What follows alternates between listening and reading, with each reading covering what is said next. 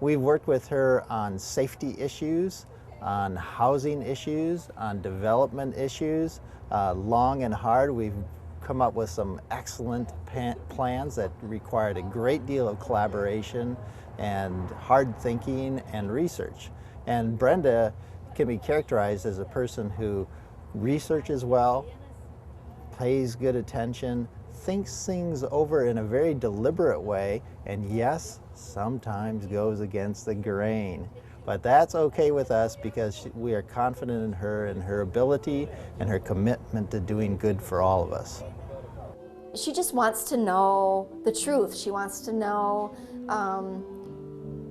she doesn't want there to be any secrets. She wants everybody to be able to understand what's going on.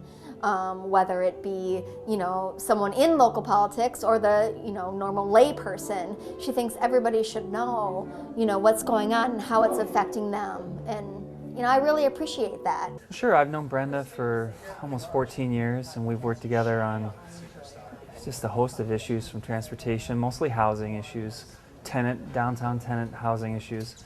And she's been incredibly effective working both with the county and the city to help tenants in particular have their rights, to make sure they're not taken advantage of by landlords.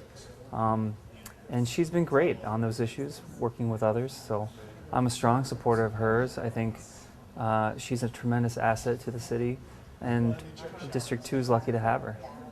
Yes, I found her very accessible and responsive. Usually I contact her by email, but she's gotten back to us promptly, and we've solved the problems that we had. I'm also really pleased with her open government positions and the idea that of getting citizens involved in the process and making sure that decisions aren't a done deal, that the input of residents of District 2 really count. I like occasionally dipping into her blog, and I found that very insightful because the city processes can be a little intimidating sometimes, and sometimes you can't sit through the whole meeting, but you want to find out the gist of what happened. So that's been a really good way to keep up with those key developments.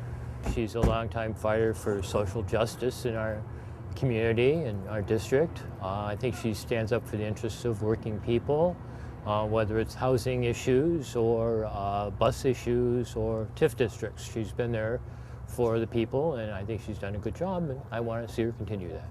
I've always found Brenda extremely easy to work with. She's got a great sense of humor. She's very passionate, but she also understands the fact that in order to achieve something, you have to compromise. And I think this is shown on a number of different levels, that she's been the one who's been able to work out a satisfactory resolution that gets at least part of what she's interested in. And she works with people both in the city government, on the council, in the mayor's office. She's worked with the mayor before, she's worked with the previous mayors, and with other people. Yeah, there's nothing ineffective about that. There's nothing, that's democracy. Typically the powers that be want a choreography. They want to tell you how to dance, and you just dance. And we told you how to dance, and we expect you to dance that way. In a democracy, she not only represents us, she brings us into the process with her so that together we're creating the city. And that's impressive. District 2 is extremely fortunate. The city's extremely fortunate, and we have to have Brenda on that council for a long time, I hope.